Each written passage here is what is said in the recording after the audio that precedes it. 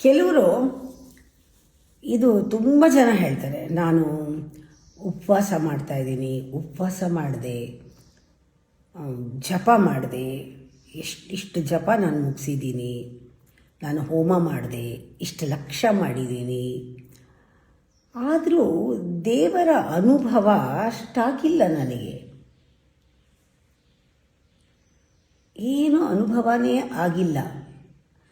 ನಾನು ಹೇಳೋದು, ನೀನು ತುಂಬ ದೂರ ಹೊರಟೋಗಿದೆಯಾ ಪಾಪ. ಅವಶ್ಯಕತೆ ಇಲ್ಲ ಅಷ್ಟು ದೂರ ಹೋಗೋದು. ನೀನು ಎಲ್ಲಿ ನಿಂತಿದೀಯಾ, ಎಲ್ಲಿದೆಯಾ ಅಂತ ನೋಡಿಕೊಂಡೇ ಇಲ್ಲ. ಹೋಗ್ತಾ ಇದೆಯಾ, ನೋಡ್ಕೋ ಎಲ್ಲಿ ನಿಂತಿದ್ಯಾ. ಪಾಪ ನೀನು ಹೋಗಬೇಡ, ನಿಂತ್ಕೊಂಡು ನೋಡು.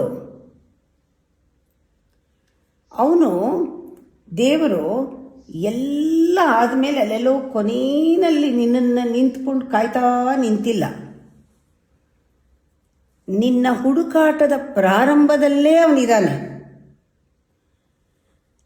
ನೀನು ಗಮನಿಸು, ನಿನ್ನ ನಾಲ್ಗೆನಲ್ಲಿ ದೇವರ ನಾಮ ಬರ್ತಾ ಇದೆ, ಆದರೆ ನಿನ್ನ ಕೆಲಸದಲ್ಲಿ ಅದು ಮರ್ತಿದೆ. ಗಮನಿಸು.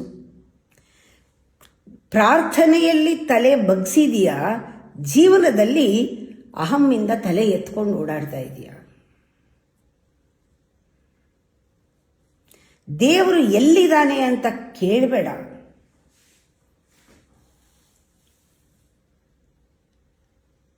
ನೀನು ಯಾರು ಅಂತ ನೋಡ್ಕೋ. ಯಾರು ಇಲ್ಲದೆ ಇದ್ದಾಗ ನೀನು ಹೇಗೆ ಇರ್ತೀಯ ಅದನ್ನು ನೋಡು. ನೀನು ಯಾರು ಇಲ್ಲದೆ ಇದ್ದಾಗ ಹೇಗೆ ನಡ್ಕೋತೀಯ ಅದನ್ನು ನೋಡು. ಆಗ ನಿನ್ನ ಜೀವನನೇ ಒಂದು ಪ್ರಾರ್ಥನೆ ಆಗತ್ತೆ, ನಿನ್ನ ಜೀವನನೇ ಒಂದು ಧ್ಯಾನ ಆಗತ್ತೆ. ಯಾವತ್ತೂ ಕೋಪ ಬಂದಾಗ ದಯೆ ಎಷ್ಟಿದೆ ಅದರಲ್ಲಿ ನೋಡ್ಕೋ.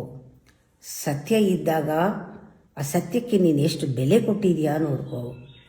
ಪ್ರತಿಯೊಂದು ಒಳ್ಳೆ ಗುಣಗಳು ನಿಂದು ಬಂದಾಗ ಅದರಲ್ಲಿ ನೀನು ಗಮನಿಸಿ ನೋಡು. ಆಸೆ ಇಲ್ಲ ಅನ್ಬೇಡ, ತೃಪ್ತಿ ಎಷ್ಟಿದೆ ಅಂತ ನೋಡು.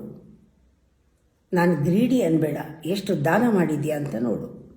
ನನಗೆ ಹೊಟ್ಟೆ ಉರಿ ಇಲ್ಲ ಅನ್ಬೇಡ, ಎಷ್ಟು ಸಹಿಸಿದ್ಯಾ ಅಂತ ನೋಡು. ಮೋಹ ಇಲ್ಲ, ನಂಗೆ ಅಟ್ಯಾಚ್ಮೆಂಟ್ ಇಲ್ಲ ಅನ್ಬೇಡ, ಎಷ್ಟು ಪ್ರೀತಿಸ್ತೀಯಾ ಅಂತ ನೋಡು. ಮದ ಇಲ್ಲ ಅನ್ಬೇಡ, ಎಷ್ಟು ನೀನು ಇನ್ಕ್ಲೂಡ್ ಮಾಡ್ಕೊಂಡಿದೆಯಾ ಎಲ್ಲರನ್ನೂ ನೋಡು.